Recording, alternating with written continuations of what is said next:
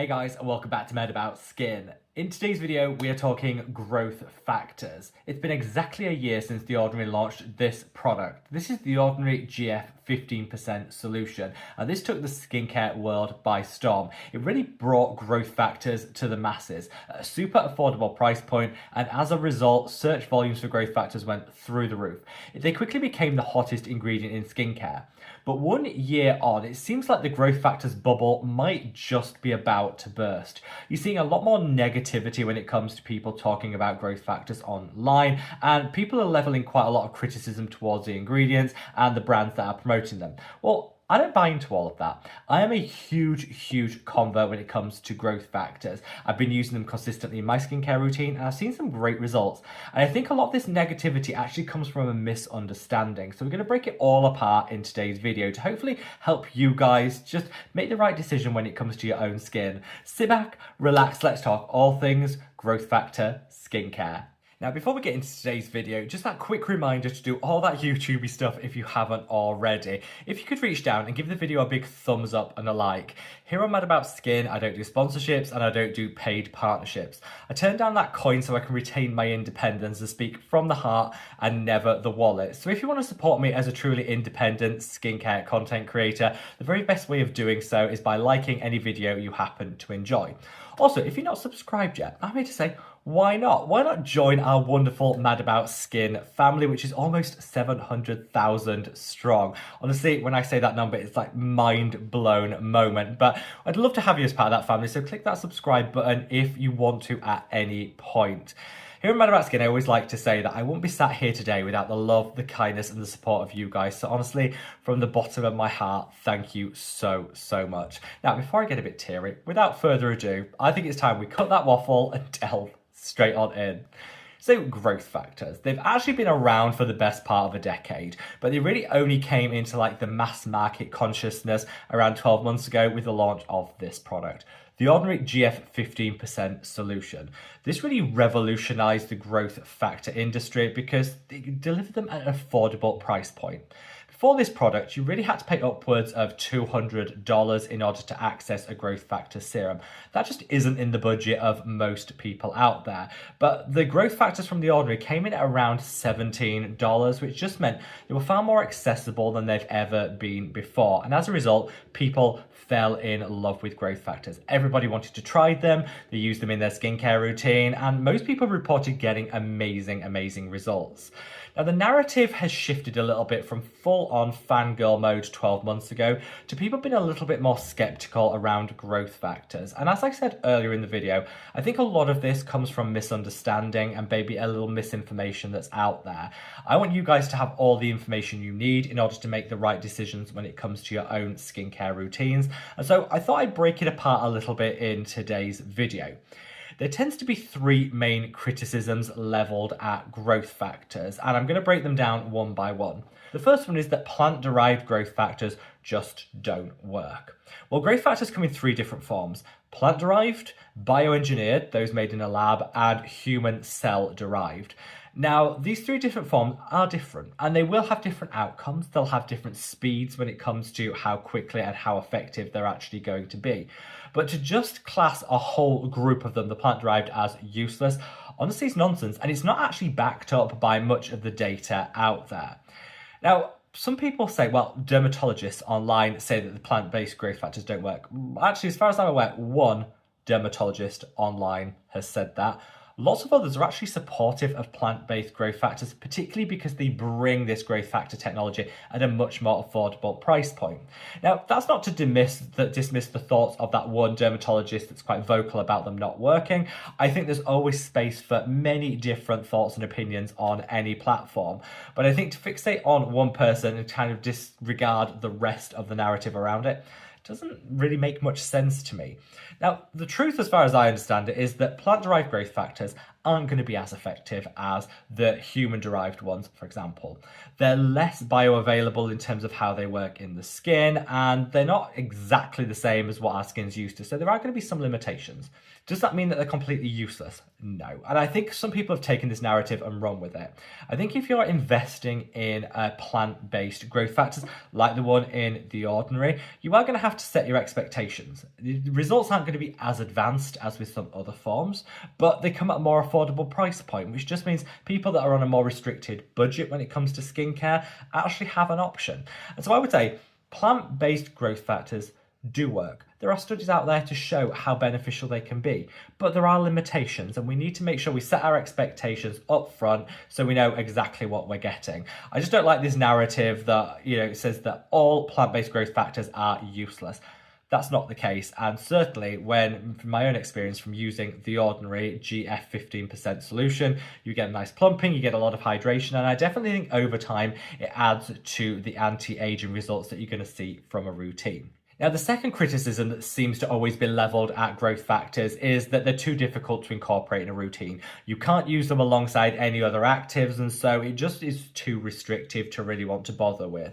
Now, unfortunately, this narrative is very much driven by The Ordinary, the makers of this, the most viral growth factors serum, and I think it's a real shame.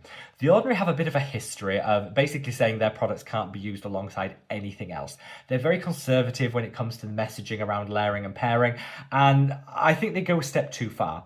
There is no studies out there that show you can't use growth factors, particularly plant-derived growth factors, alongside things like retinoids, vitamin C's, exfoliating acids. Some of the higher-end growth factors, such as those which are human cell-derived or bioengineered, you have to be a little bit more careful with. But one of the main benefits of plant-derived growth factors is you can pair them with everything.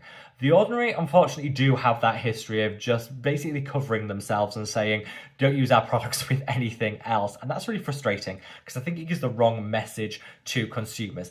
If you do your own research and look at some of the studies out there, you can use particularly plant-based growth factors alongside everything else. This doesn't need to be super stressful. You can incorporate them into your skincare routine without any problem.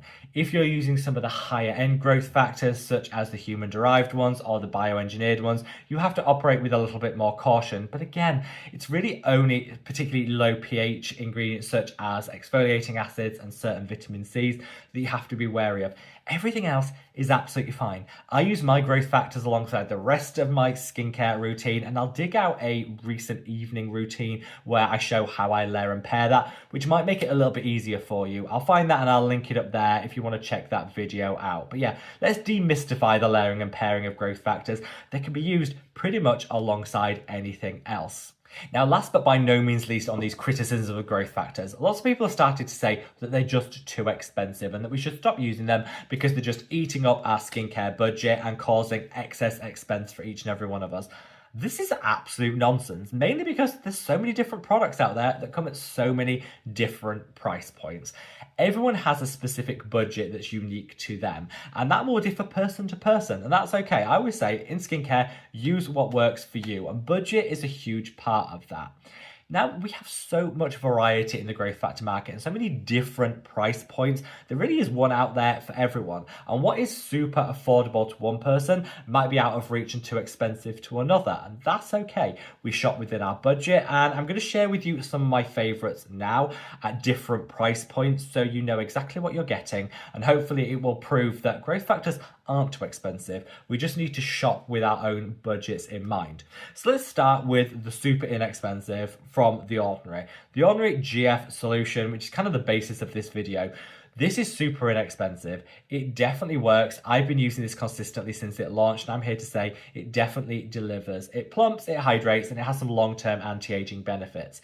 It does use plant-derived growth factors, which is why they can do it at such a low cost base. So you are going to have to wait a little bit longer to see those results, and those results might not be as advanced as some other options. But that's okay. We're setting our expectations, we're shopping within our budget, and I think this is a really great cost-effective option which delivers. Also, don't forget that plant-derived growth factors are a lot easier to incorporate in a routine, so if you're somebody that just likes ease and simplicity, then maybe reaching for a plant-derived option, whatever your budget, might be the best choice.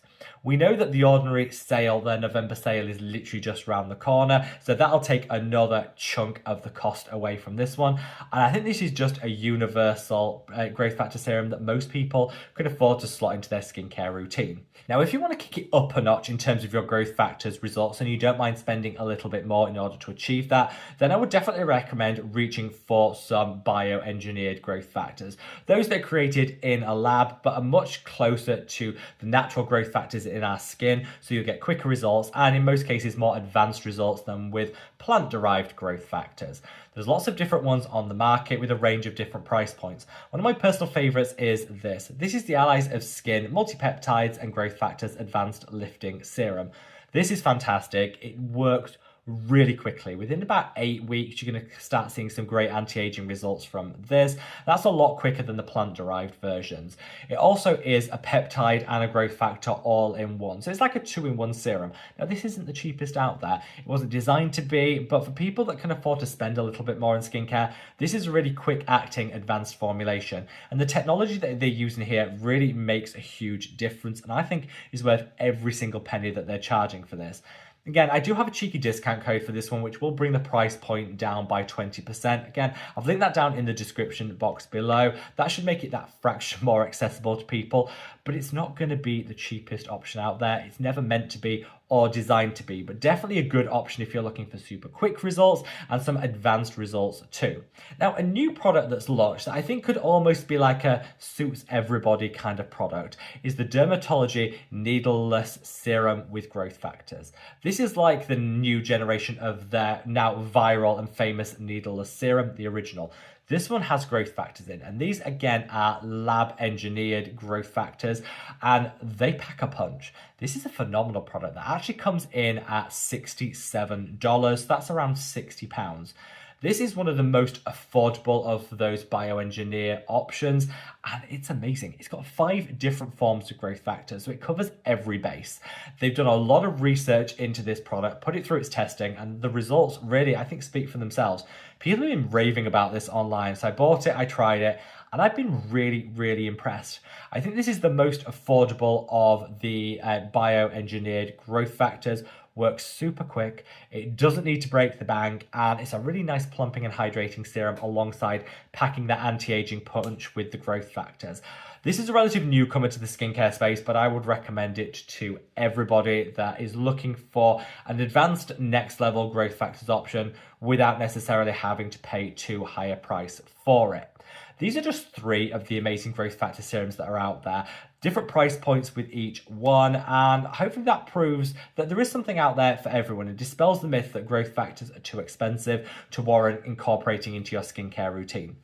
As I said, I've been using growth factors for the past 12 to 18 months, and they're a firm fixture in my skincare routine, and I genuinely can't see myself being without them going forward. Because everyone's experiences will differ. So I'd love to know, if you've made it this far in the video, what is your hot take when it comes to growth factors?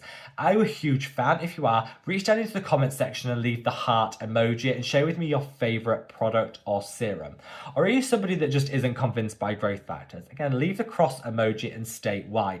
That way we can see the true thoughts and opinions of the Mad About Skin community, and I always love to hear from you guys each and every single day. I wanted to film this video because I feel that, as with a lot of things in skincare, things can go from viral to heavily criticized quite quickly, and it misses a lot of nuance. I think growth factors are phenomenal. They're great for supercharging a anti-aging skincare routine, but we need to set our expectations and go in with a full suite of knowledge in order to make the right decisions for us. And hopefully this video has helped you do just that. Wherever you are in the world, guys, stay safe, stay well, and love your skin. Take care. Bye.